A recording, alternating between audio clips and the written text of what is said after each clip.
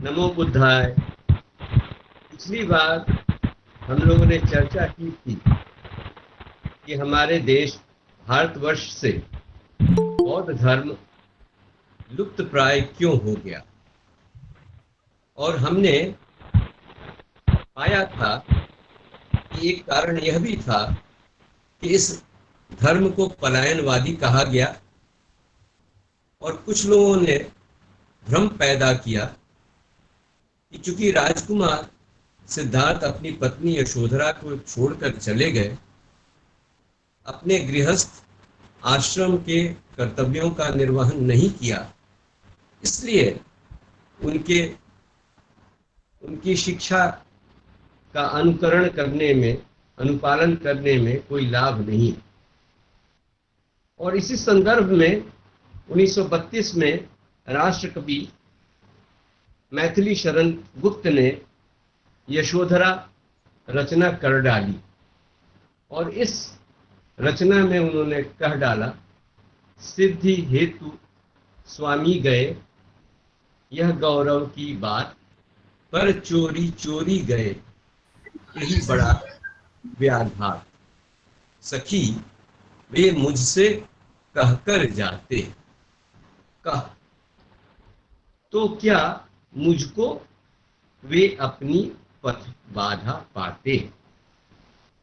मित्रों, किसी भी कवि को पूर्ण स्वतंत्रता है कि वह कल्पना के पंख लगा ले और आकाश की ऊंचाइयों में उड़े, और वहां से अपनी कल्पना के उड़ान के आधार पर अपनी भावनाओं को व्यक्त करें। अतः अगर परम पूजनीय राष्ट्र कवि मैथिली शरण गुप्त जी अपनी कल्पना के आधार पर यशोधरा के मुखार विंद से उक्त भावनाएं व्यक्त करते हैं, तो इसमें कोई आश्चर्य नहीं होना चाहिए और न इसमें कोई दोष लगता है। पर अगर कवि की इस कल्पना के आधार पर किसी का चरित्र हरण होता हो, किसी के निष्कलंक चरित्र पर कलंक का दाग लगता हो, तो फिर न्याय संगत यही होगा कि इस चरित्र हनन का पर प्रतिवाद किया जाए, उसके विरुद्ध कुछ अवश्य बोला जाए। क्यों? जैसा मैंने पहले भी कहा, एक ऐसी पुस्तक जिसके 140 संस्करण छपते हैं और जिसका लेखक दुनिया के सबसे महत्वपूर्ण अखबार द टेलीग्राफ का चीफ एडिटर रह चुका है, पूना के संस्कृत कॉलेज का प्रिंसिपल रह चुका है और प्रकांड विद्वान है संस्कृत और अंग्रेजी दोनों का, वह व्यक्ति अगर कहता है कि संसार के साहित्य में कहीं भी कुछ भी लिखित उपलब्ध नहीं है जो भारतवर्ष के इस शिक्षक की पूर्ण पवित्रता और उदारता को ओछा दिखाता हो। और साथ ही साथ हम सभी जानते हैं कि मैक्स मूलर ने कितना कुछ किया भारतवर्ष की संस्कृति को पुनर्जीवित करने के लिए, उपनिषदों, वेदों और बौद्ध धर्म के ग्रंथों की भी रचना की। वे भी यही कहते हैं कि राजकुमार सिद्धार्थ का जीवन सर्वथा निष्कलंक है, अपने द्वारा दिए गए धर्मोपदेशों के वे स्वयं ही जीवंत उदाहरण हैं। तो जब एक तरफ तो संसार का सारा साहित्य कहता है कि इस राजकुमार के चरित्र में कोई कलंक नहीं निकाल सकते हैं, और उसके ऊपर यह दोषारोपण किया जा रहा है कि वह चुपके चुपके, चोरी चोरी, बिना पत्नी को बताए चला गया, तो फिर इसका उत्तर देना तो आवश्यक ही बनता है। और सचमुच क्या राजकुमारी यशोधरा ने भी यह वचन उच्चरित किए थे, यह भी जानना आवश्यक है। और इसलिए मेरा कर्तव्य है कि मैं समस्त साक्ष्यों को आपके सम्मुख प्रस्तुत कर दूं और आप स्वयं निर्णय लें कि क्या हुआ होगा और क्या नहीं हुआ होगा।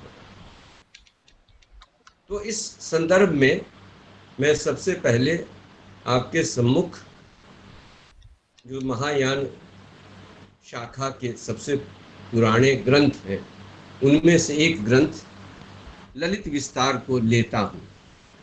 ललित विस्तार भगवान बुद्ध के महापरिनिर्वाण के 800 वर्षों बाद लिखा गया और इसमें भगवान बुद्ध के जन्म से लेकर धम्मचक्र प्रवर्तन सूत्र, अर्थात जब उन्होंने सारनाथ में मृगदाव में अपने पंचवज्ञीय भिक्षुओं को जो प्रथम उपदेश दिया था, वहां तक का वर्णन। तो इसमें इस पुस्तक का अंग्रेजी में जो अनुवाद हुआ उसे द प्ले इन फूल कहते हैं। मैं इसके अध्याय demonstrating skills in the arts से आपको कुछ उद्धरण प्रस्तुत करूंगा आपके सम्मुख, जिससे यशोधरा के चरित्र का चित्रण होगा। तो कहांगे तो बता। आपको याद होगा कि राजकुमार सिद्धार्थ के जन्म के बाद ऋषि असीत आते हैं और वे आकर महाराजा के सम्मुख भविष्यवाणी करते हैं कि राजन, आपका पुत्र सन्यासी बनेगा और बुद्ध बनेगा। राजा नहीं चाहते हैं कि उनका पुत्र सन्यासी हो, तो वे गुरु ऋषि असीत से आग्रह करते हैं कोई मार्ग बताइए। ऋषि असीत कहते हैं कि तू लाख जतन कर ले राजन, तेरा पुत्र तो बुद्ध ही बनेगा। और जब राजकुमार सिद्धार्थ का नामकरण होता है तो बाकी अन्य ब्राह्मण 2 अंगुलियां उठाते हैं, अर्थात अगर राजकुमार सिद्धार्थ राजा बनते हैं तो एक चक्रवर्ती सम्राट बनेंगे जो सारे संसार में राज्य करेंगे, और अगर सन्यासी बनते हैं तो वे बुद्ध बनेंगे। लेकिन कौंडिन्य नाम का ब्राह्मण 1 अंगुली उठाता है और कहता है कि निश्चय ही राजकुमार सिद्धार्थ बुद्ध बनेंगे। राजा चाहते नहीं कि उनका पुत्र सन्यासी हो, इसलिए मंत्रणा होती है। मंत्रीगण सलाह देते हैं कि राजकुमार का विवाह कर दिया जाए। जिसे लोहे के सिक्कड़ भी बांध कर नहीं रख सकते, वैसे व्यक्ति को भी एक कामिनी के केश द्वारा बांधकर रखा जा सकता है। लेकिन प्रश्न उठता है कि राजकुमार तो अपने विचारों में खोए रहते हैं, एक दार्शनिक समान लगते हैं, उन्हें किस प्रकार की पत्नी चाहिए, जीवन संगनी चाहिए। तो इस प्रश्न का उत्तर पाने के लिए वे लोग राजकुमार के सम्मुख कहते हैं कि आपको किस प्रकार की जीवन संगनी चाहिए। यह मैं अध्याय 12 से पढ़ रहा हूं। इसमें प्रसंग 138 में राजकुमार प्रत्युत्तर में कहते हैं कि मुझे आप 7 दिनों का समय दीजिए, तब मैं आपको बताऊंगा कि मुझे किस प्रकार की पत्नी चाहिए। लेकिन उस समय तुरंत इतना तो अवश्य कह जाते हैं कि एक साधारण महिला जो सद्गुणों से परिपूर्ण न होगी और न सत्य का अनुपालन करती होगी, वह कदापि मेरे योग्य नहीं होगी। और 7 दिनों के बाद राजकुमार सबों के सम्मुख अपने जीवन संगिनी के गुणों का वर्णन करते हैं। उसके अंदर नम्रता का भाव, बहन के समान प्रेम, त्याग की भावना, दयालु, ऋषि मुनि साधु सन्यासियों के प्रति सदा भाव होना चाहिए, सत्यवादिनी, मन वचन कर्म से पूर्णतः परिशुद्ध, संतोषी और सदैव सदकर्म करने वाली, माँ के समान छल कपट से दूर। तो राजकुमार सिद्धार्थ एक सांसारिक महिला की तलाश में नहीं है, वे एक इन सद्गुणों से युक्त जीवन संगनी की आकांक्षा रखते हैं। राजा की आज्ञा के अनुसार राजपुरोहितों को आदेश दिया जाता है कि इस सूची को लेकर जाएं और राज्य में किसी भी जाति के युवती की तलाश करें जिसके अंदर ये गुण हो। राजपुरोहित सर्वत्र जाते हैं और उन्हें कोई ऐसी युवती नहीं मिलती है। अंत में वे राजा दंडपानी, जो कोलीय नरेश हैं, कोलीय राज्य और शाक्य वंश, शाक्य राज्य जहाँ वस्तु है, राजा शुद्धोधन राज्य करते हैं। दोनों पास पास ही हैं और दोनों के बीच में सिर्फ रोहिणी नदी बहती है और वही उनके क्षेत्र का निर्धारण करती है। तो वहां जाकर राजा दंडपानी की पुत्री यशोधरा के सम्मुख जब राजपुरोहित प्रस्तुत होते हैं तो उसे देखकर राजपुरोहितों को लगता है कि राजकुमार ने जिन गुणों की सूची दे दी वे सभी गुण यशोधरा में विद्यमान हैं। यशोधरा सूची देखती हैं और फिर उनसे पूछती हैं कि आपके आने का प्रयोजन क्या है। पुजारी कहते हैं, राजा शुद्धोधन के पुत्र, उनके अंदर 32 पवित्र गुण विद्यमान हैं। वे इन गुणों से संपन्न अपने जीवन संगिनी की खोज कर रहे हैं और हम लोग उसी खोज में निकले। यशोधरा ने उत्तर दिया, मैं इन सभी गुणों से संपन्न हूँ, अतः मैं उनकी जीवन संगिनी बनने के लिए तैयार हूँ। मेरा विवाह उनसे शीघ्र कर दिया जाए, अन्यथा संभव है मेरे पिता किसी साधारण युवक से मेरा विवाह कर दें। तो इस प्रकार हम देखते हैं कि यशोधरा के चयन में भी राजकुमार सिद्धार्थ ने यह सुनिश्चित किया कि वे संपूर्ण पवित्र गुणों से सुसंपन्न थी।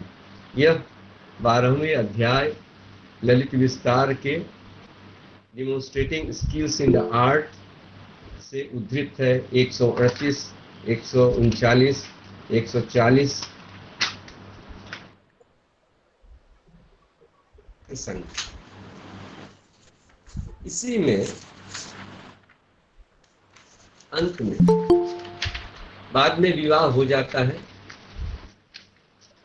सिद्धार्थ और यशोधरा, जिनका नाम गोपा भी है, उनका विवाह हो जाता है और राजा शुद्धोधन कहते हैं कि जिस प्रकार मेरा पुत्र संपूर्ण गुणों से संपन्न है, उसी प्रकार उसकी पत्नी भी समस्त गुणों से संपन्न है। श्रोतागण, मेरा सिर्फ आपसे आग्रह है कि आप इस बात को साक्ष्य के रूप में गांठ बांधकर रख लीजिए। इसकी आवश्यकता बाद में पड़ेगी जब हम इन कारणों का विश्लेषण करेंगे कि यशोधरा एक बहुत ही पवित्र विचारों वाली युवती थी जिनसे राजकुमार सिद्धार्थ का विवाह हुआ।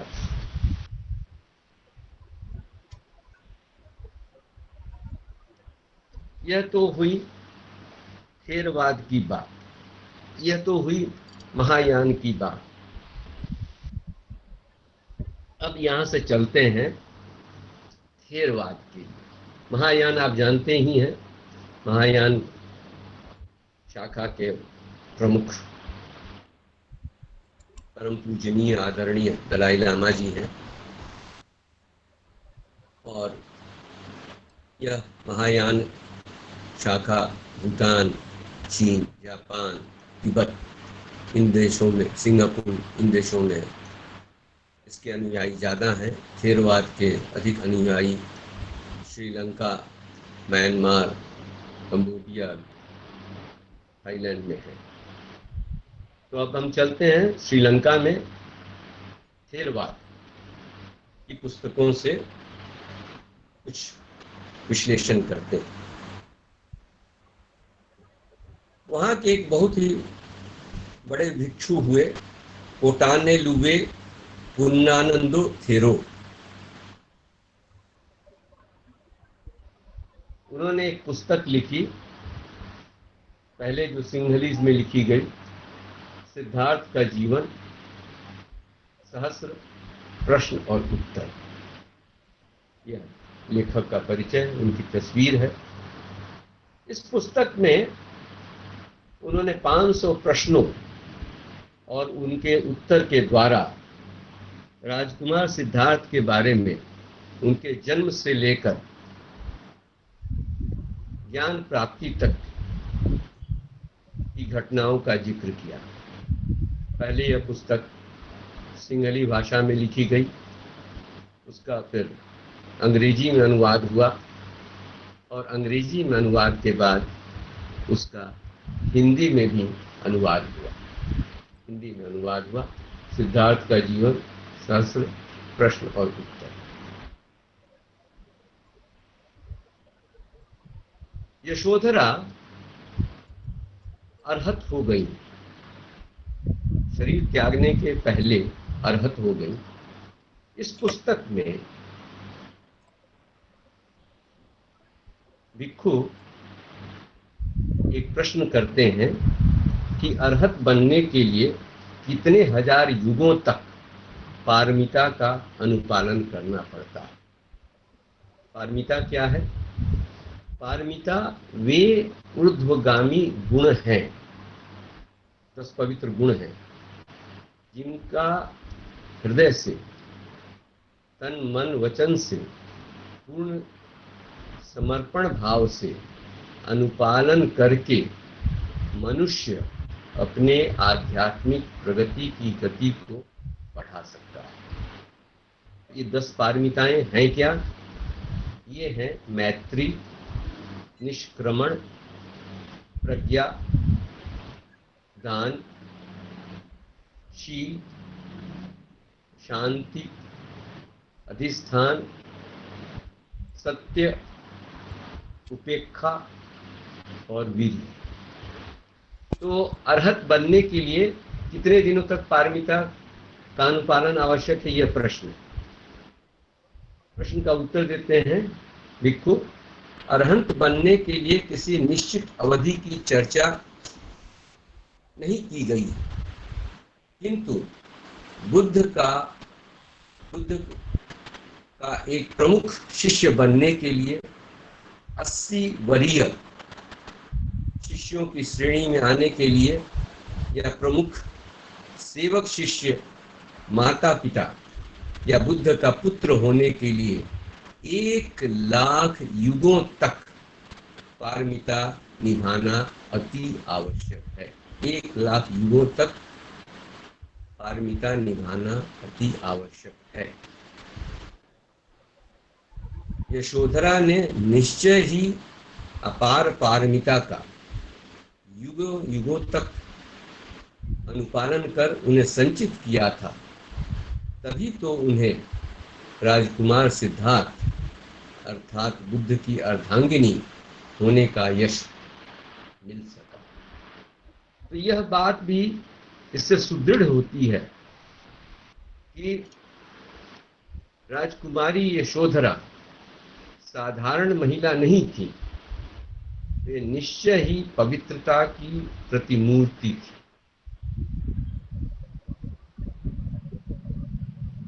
राजकुमार सिद्धार्थ घर छोड़कर चले जाते हैं, उसके बाद उनकी क्या मन स्थिति होती है, यशोधरा की मन स्थिति क्या होती है? छंदक लौटकर आता है, राजमहल में पहुंचता है, तो लोगों को देखता है, लोग उसे देखते हैं और जोर जोर से रोने लगते हैं।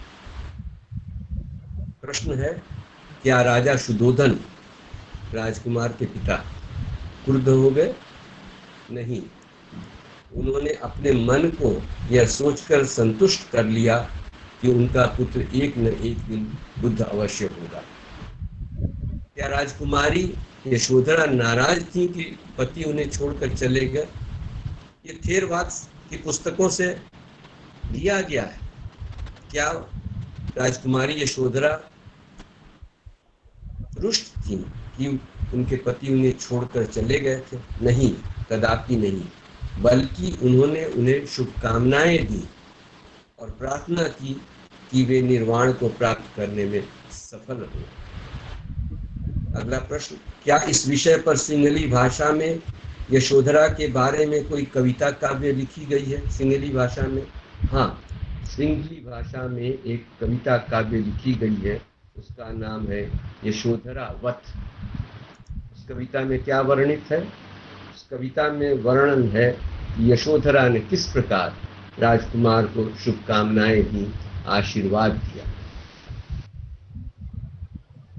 एक कविता का उल्लेख करें तो कहती हैं क्या, मैं प्रार्थना करती हूँ कि जंगल में आपके लिए सभी कुछ आनंददायक हो, आपके अनुयायी उसी प्रकार असंख्य हों जैसे मधुमक्खियां एक फूल से जुड़ी होती हैं।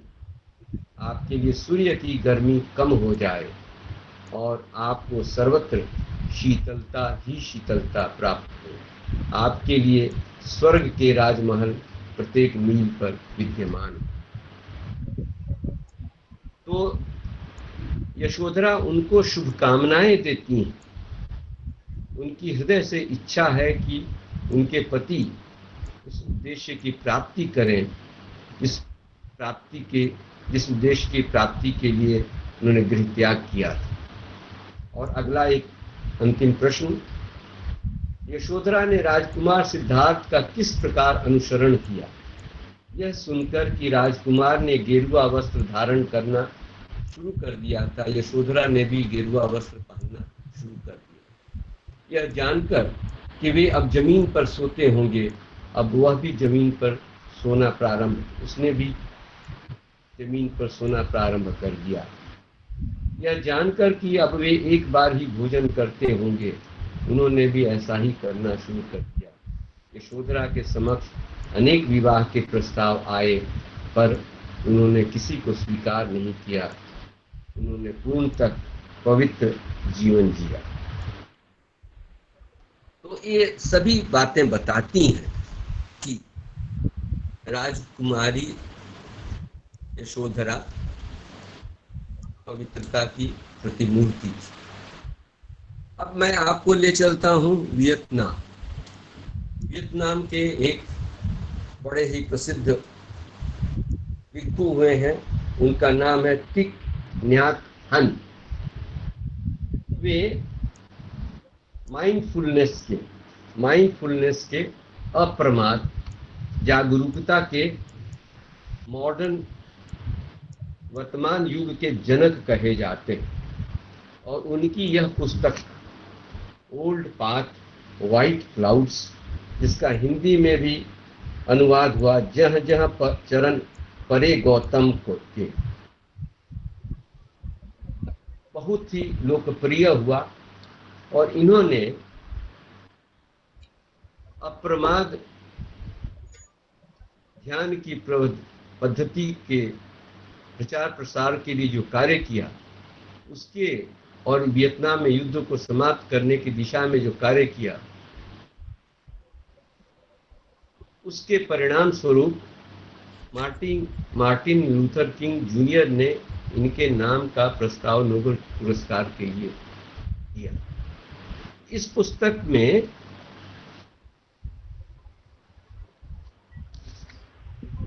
45वें अध्याय में ओपनिंग द डोर अध्याय, अर्थात जब राजा शुद्धोधन की मृत्यु हो जाती है तो उनकी पत्नी महाप्रजापति राजकुमार सिद्धार्थ बुद्ध की माता मौसी प्रस्ताव देती हैं बुद्ध के सम्मुख कि आप एक भिक्षुणी का भी संघ बना दीजिए। वे पहले तैयार नहीं होते, लेकिन वे 500 भिक्षुणियों के साथ भिक्षुणी बनकर वैशाली पहुंचती हैं कपिलवस्तु से, और फिर भिक्षुणियों के संघ का निर्माण होता है। यशोधरा भी उसमें शामिल होती हैं और यशोधरा भी अरहत हो जाती हैं। तो मित्रों, मैं सिर्फ आपसे यह प्रश्न पूछना चाहूंगा कि अगर व्यक्ति ने पहले से ही साधना न की हो, तो क्या व्यक्ति अंदर से पवित्र न हो, तो क्या वह इतनी आसानी से अरहत्व को प्राप्त कर लेगा?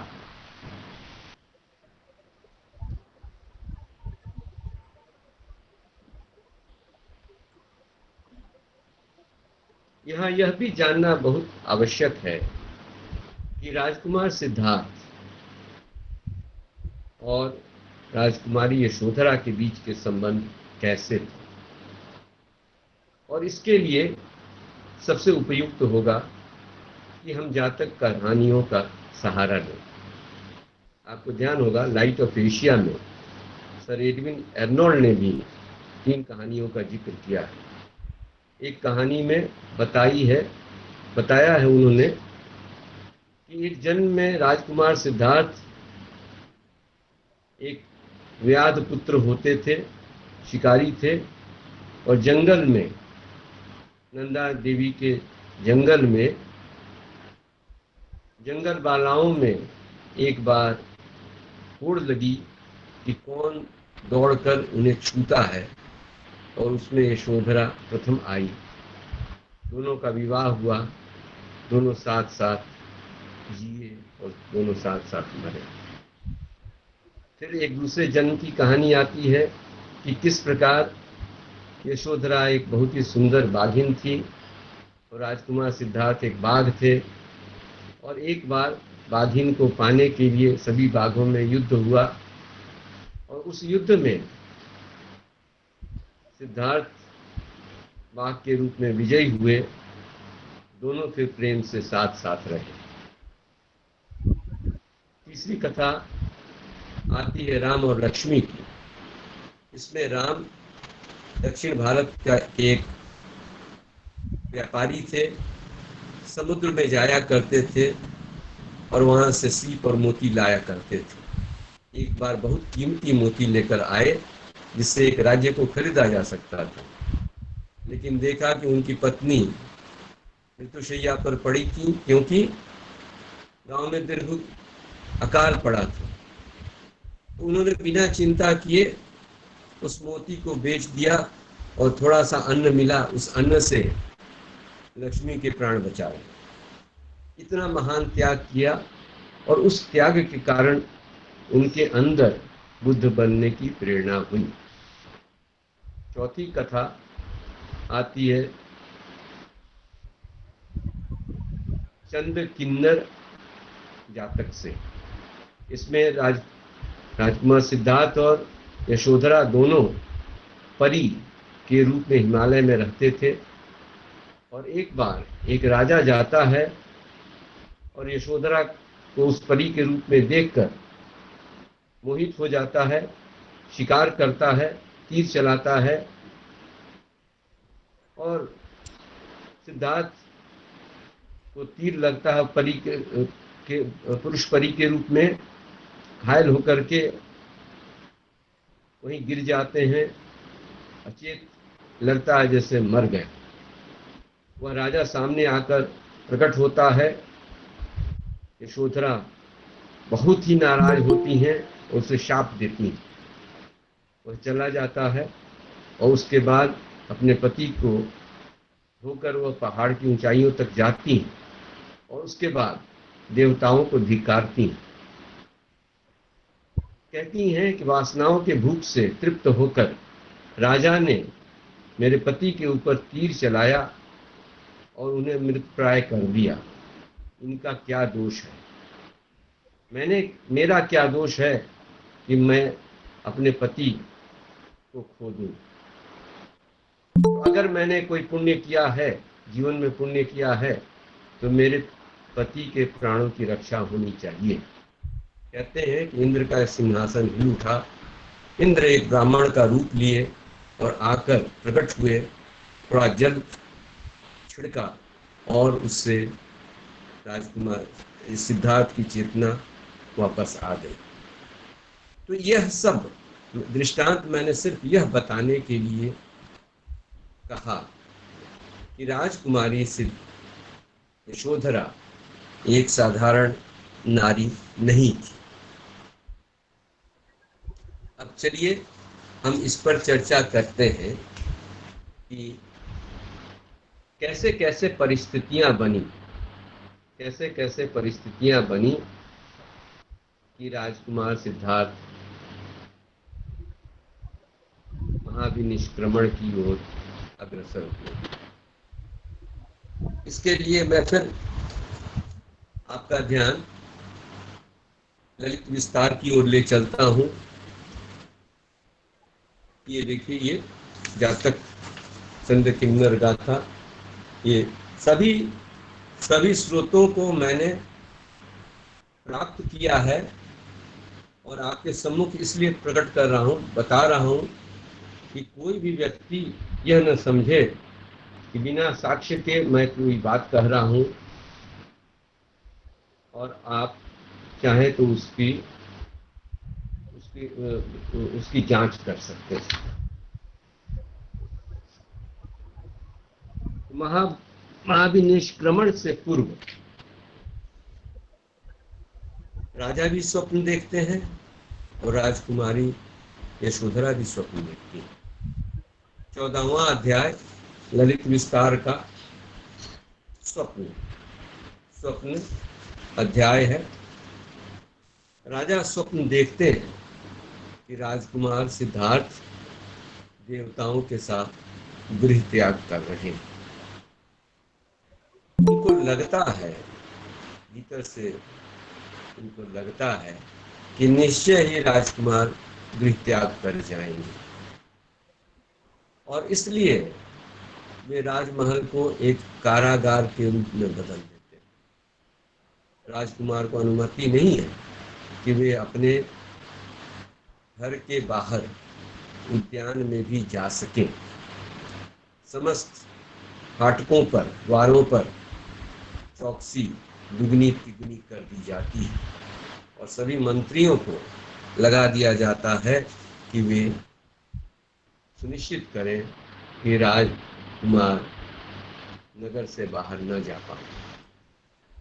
पर होनी को कौन टाल सकता है। उसी समय राजकुमार की इच्छा होती है कि वे अपने पिता से कहें कि मुझे नगर भ्रमण तो करने दीजिए, मैं जरा अपनी आंखों से देखूं यह राज्य कैसा है जिस पर आप चाहते हैं कि मैं शासन करूं।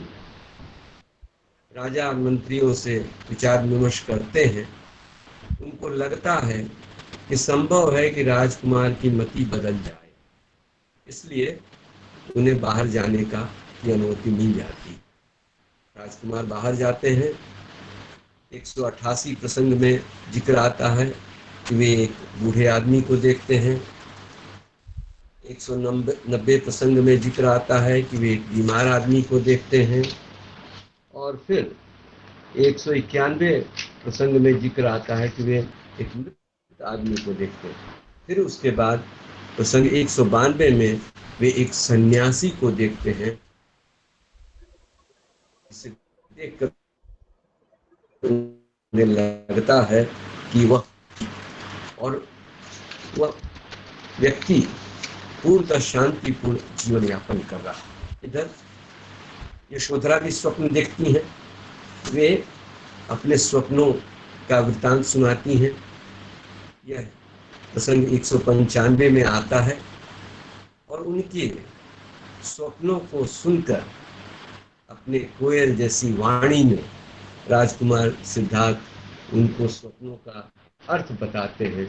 यह प्रसंग 196 में आता है। वे स्वप्नों का स्पष्टीकरण करते हैं और कहते हैं कि आपने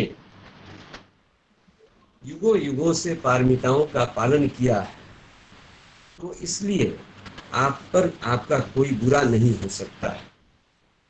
और इस प्रकार वे अपनी पत्नी को सो जाने के लिए कहते हैं। यह हुआ 14वां अध्याय ललित विस्तार का महायान शाखा के अनुसार। जो थेरवाद है, हीनया, उसमें भी इन स्वप्नों का जिक्र है। यशोधरा भी स्वप्न देखती हैं और राजा भी स्वप्न देखते हैं। तो राजा के स्वप्नों का आपको याद होगा, लाइट ऑफ एशिया में जिक्र आता है कि राजा 7 स्वप्न देखते हैं और वे स्वप्न 7 दिन पूर्व देखते हैं। राजकुमार के महाप्रयाण के 7 दिनों पूर्व देखते हैं। पहला स्वप्न क्या देखते हैं कि इंद्र का जो ध्वज है वह गिर जाता है और देवतागण उससे नगर के बाहर ले जाते हैं और उसकी जगह पे एक दूसरा ध्वज आकर खड़ा हो जाता है। दूसरे स्वप्न में देखते हैं राजा कि 10 हाथी जो पूरी धरती को रौंदते हुए जा रहे हैं, उनके आगे सबसे आगे वाले हाथी पर राजकुमार सिद्धार्थ बैठे हुए। तीसरे स्वप्न में राजा देखते हैं कि एक रथ, बहुत ही सुंदर रथ, उसके 4 घोड़े उसे खींचे जा रहे हैं और उनके मुंह से श्वेत रंग का फेन निकल रहा है। चौथे स्वप्न में राजा देखते हैं कि एक चक्र जिसमें बहुत सुंदर सुंदर मोती और अन्य आभूषण लगे हुए हैं, वह घूमता हुआ चलता जाता है। 5वें स्वप्न में राजा देखते हैं कि राजकुमार एक नगाड़ा को बजा रहे हैं और उसकी ध्वनि बहुत दूर तक जा रही है। 6ठे स्वप्न में राजा देखते हैं कि राजकुमार एक मीनार के ऊपर बैठे हुए हैं और वह मीनार ऊंची होती जाती है, आकाश को छू जाती है। राजकुमार वहां से मणि और रत्न फेंक रहे हैं और लोग उन्हें प्राप्त कर अपार प्रसन्नता की अनुभूति कर रहे हैं। और 7वें स्वप्न में राजा देखते हैं कि 6 ज्ञानी पुरुष विलाप करते हुए, रोते हुए जा रहे हैं और मुंह ढके हुए। राजा को इन स्वप्नों का अर्थ समझ में नहीं आता, तो एक ब्राह्मण उनके सम्मुख उपस्थित होता है और कहता है, वह जाकर कहता है कि मैं आपको इन स्वप्नों का अर्थ बताता है कि पहला जो इंद्र का ध्वज का गिरना था, वह यह बताता है कि पुरानी मान्यताएं समाप्त हो जाएंगी और उनकी जगह पर राजकुमार सिद्धार्थ की शिक्षा सभी जगह गूंजेगी। दूसरा जो स्वप्न था जिसमें 10 हाथी दिखे, सबसे आगे राजकुमार बैठे थे, वह 10 शील बताता है जिसका अनुपालन राजकुमार करेंगे, जिसे हमने आपको बताया अभी पारमिता के रूप में। तीसरे स्वप्न में जो 4 घोड़े दिखे, श्वेत घोड़े, वे 4 ऋषिपाद को इंगित करते हैं जिसे राजकुमार बताएंगे। और चौथे स्वप्न में जो रथ दिखा, जो पहिया दिखा, वह धम्मचक्र पवर्तन का रथ होगा, पहिया होगा, जिसको राजकुमार घुमाएंगे और वह समस्त विश्व में उनके संदेश को लेकर जाएगा। नगाड़े पर राजकुमार जो बता रहे थे, उसका अर्थ है कि उनकी शिक्षा समस्त संसार में गूंजेगी और चारों तरफ उनकी शिक्षा छा जाएगी। राजकुमार जो मीनार के ऊपर बैठे थे और वह मीनार आकाश की ऊंचाइयों को छूता गया, वह यह बताएगा कि उनकी शिक्षा सर्वत्र फैलेगी और लोग उनकी शिक्षा को प्राप्त कर अति आनंदित होंगे।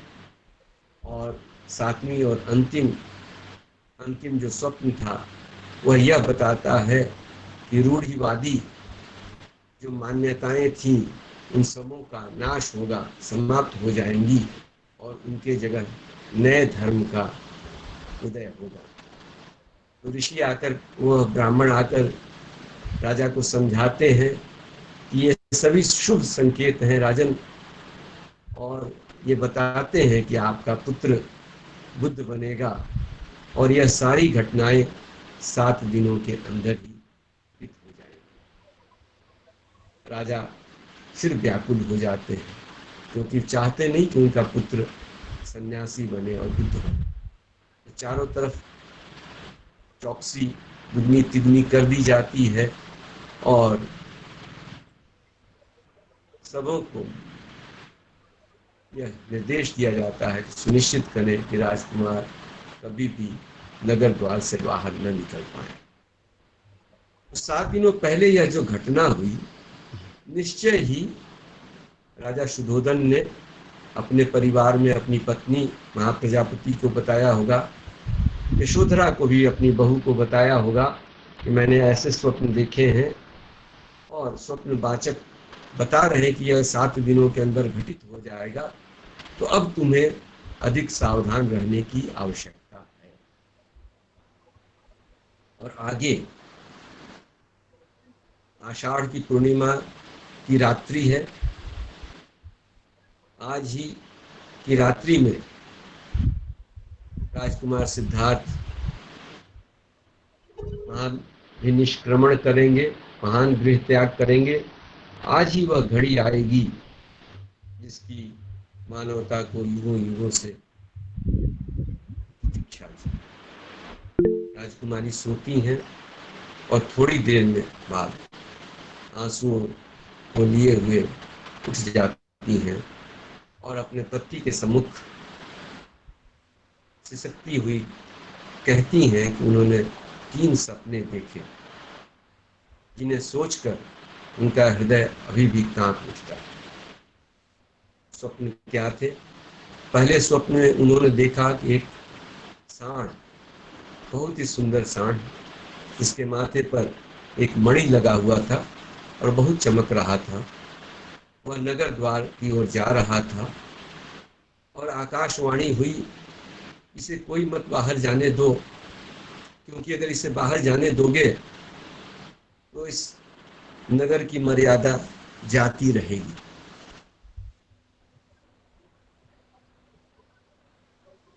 लोग कोशिश करते हैं कि उसे रोके, वह रुकता नहीं। यशोधरा जाती हैं, उसके गले लग जाती हैं, वह भी चेष्टा करती है कि रुक जाए, लेकिन वह उनसे भी छुड़ाता हुआ, पहरेदारों को रोकता हुआ नगर द्वार से बाहर निकल जाता। दूसरे स्वप्न में वह देखती हैं कि एक झंडा है, झंडा वह गिर जाता है, उसके टुकड़े टुकड़े हो जाते हैं और संसार के प्रतिशासक चारों दिशाओं से आते हैं और उसकी जगह पे एक दूसरा सुंदर झंडा खड़ा कर देते हैं। इसमें मोतियों और आभूषणों से जड़ित। पूरब से हवा बहती है, झंडे को फैला देती है और उस झंडे पर बहुत सुंदर सुंदर संदेश लिखे हैं। लोग पढ़कर प्रसन्नचित्त होते हैं, शांत होते हैं। राजकुमार कहते हैं ये दोनों तो बड़े ही शुभ संकेत थे। राजकुमारी कहती हैं हाँ प्रभु, लेकिन इसके बाद जो तीसरा स्वप्न मैंने देखा उसको सोचकर हृदय दहल उठता। मैंने देखा कि हमारी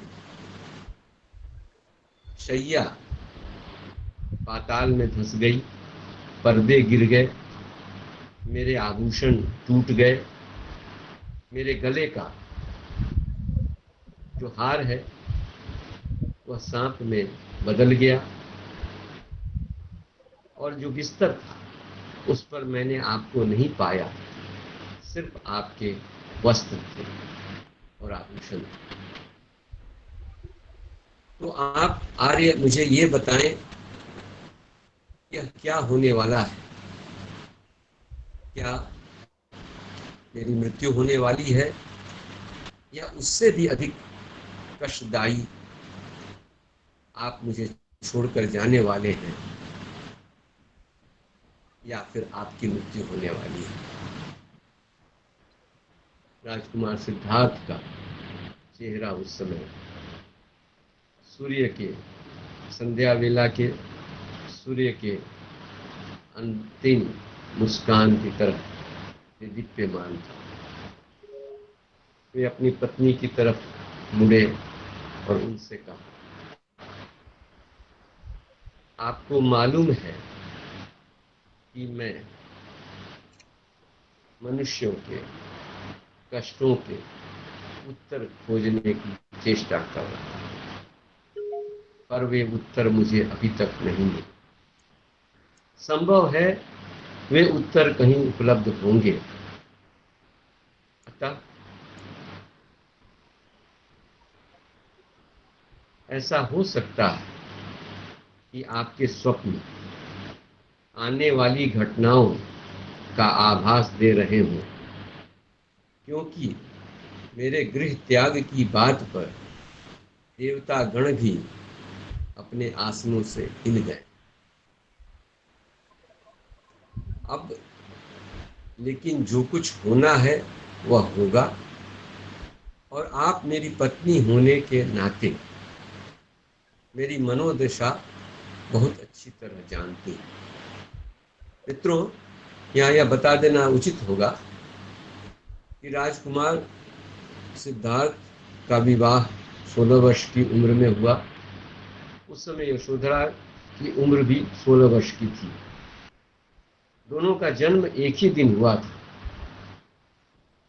बौद्ध साहित्य में वैसे उल्लेख आता है कि और भी लोगों का, जैसे छंदक, राजकुमार सिद्धार्थ का घोड़ा कंटक, महाबोधि वृक्ष जो बोध गया का है, राजकुमार सिद्धार्थ के मित्र और उनके रिश्तेदार आनंद, इन सबों का जन्म भी एक ही दिन हुआ। तो 16 वर्ष की उम्र में विवाह हुआ और 29 वर्ष की उम्र में राजकुमार सिद्धार्थ ने महाप्रयाण किया था। 35 वर्ष की उम्र में उनको ज्ञान की प्राप्ति हुई थी, अर्थात गृहत्याग के 6 वर्षों के बाद उनको ज्ञान की प्राप्ति हुई थी। तो राजकुमार अपनी पत्नी को समझाते हुए कहते हैं कि आप ही हैं जो मेरे मन की स्थिति को पूरी तरह समझ सकती हैं और कोई नहीं समझ सकता। अगर मेरा हृदय उन लोगों के दुख दर्द से तड़प रहा है जो मेरे न तो कोई रिश्तेदार हैं, न तो मुझसे किसी प्रकार से जुड़े हुए हैं, तो फिर आप समझिए कि मेरा हृदय आपके लिए और अपने परिवार के लोगों के लिए कितना तड़पता होगा, जिन्होंने मेरे जीवन को इतना सुमधुर बनाया। मैं आपको सबसे अधिक प्रेम करता था, करता हूँ और करता रहूँगा, और जो कुछ भी प्राप्त करूँगा उस पर आपका प्रथम अधिकार होगा। फिर समझाते हैं, इस सृष्टि में जो कुछ भी प्राप्त हुआ है वह मनुष्य के त्याग और तपस्या से ही प्राप्त हुआ है। मानव जाति बर्फ में ठिठुर ठिठुर कर मर रही थी, तब तक मरती रही जब तक उनमें से ही किसी व्यक्ति ने बर्फ के अंदर से 2 पत्थर के टुकड़ों को खोजकर नहीं निकाला और उनके घर्षण द्वारा आग की खोज की, चैली को जलाया और उस ठंड को मात दी। मनुष्य कच्चा भोजन करता था, पशुओं को मारकर खाता था, तब तक जब तक किसी ने खेती करने की विद्या न निकाली, कला न निकाली।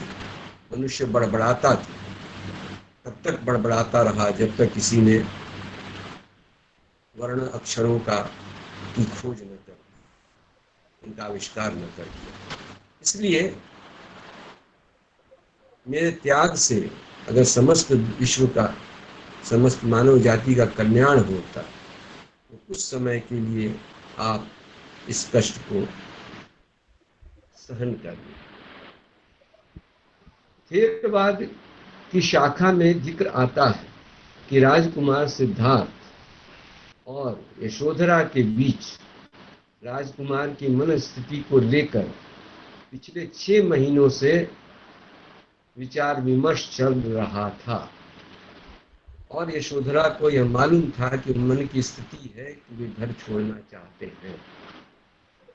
और अंततः जब दोनों ने मिलकर निर्णय लिया कि राजकुमार सिद्धार्थ जाएंगे, तो फिर राजकुमार सिद्धार्थ ने उन्हें वचन दिया, जब उन्हें ज्ञान की प्राप्ति होगी वे स्वयं उनके पास आएंगे और जो कुछ भी प्राप्त हुआ है उनसे बांटेंगे।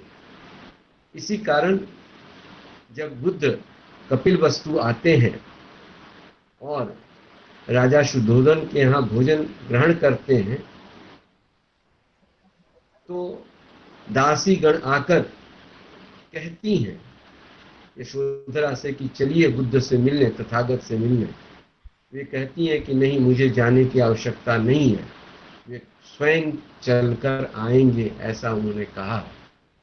और बुद्ध जाते हैं और जाकर उसके बाद राजा शुद्धोधन पूरी कहानी बताते हैं कि कैसे आपकी पत्नी एक विधवा की तरह पूरे 6 वर्षों तक रही हैं, गेरुआ वस्त्रधारी, जमीन पर सोती रहीं, एक समय भोजन किया। तब उस समय बुद्ध चंद किन्नर गाथा, जातक की कहानियां बताकर यशोधरा के पूर्व जन्मों के गुणों का बखान करते हैं, चर्चा करते हैं कि वह हर जन्म में, हर श्रेणी में पशु पक्षी के रूप में भी हमेशा सदैव उनके प्रति पूर्णतः समर्पित रही। तो मित्रों, आज समय पूरा हो रहा है, इसलिए आज यहीं पर विराम देता हूं। राजकुमार सिद्धार्थ ने किस प्रकार महाविनिष्क्रमण किया, अपने कर्तव्यों का पालन किया। उन्हें महसूस हुआ कि मैं अपने पिताजी की अनुमति लिए बिना मैं नहीं जाऊंगा, यह कर्तव्य विहीनता होगा। और वे जाते हैं, पिताजी से अनुमति लेते हैं और किस प्रकार जाते हैं और आगे इन सभी घटनाओं का विश्लेषण करके किस निष्कर्ष पे पहुंचा जाए, इस अंतिम कड़ी को अगले प्रसंग में आपके साथ बांटूंगा। तब तक के लिए बहुत बहुत धन्यवाद। नमो बुद्धाय।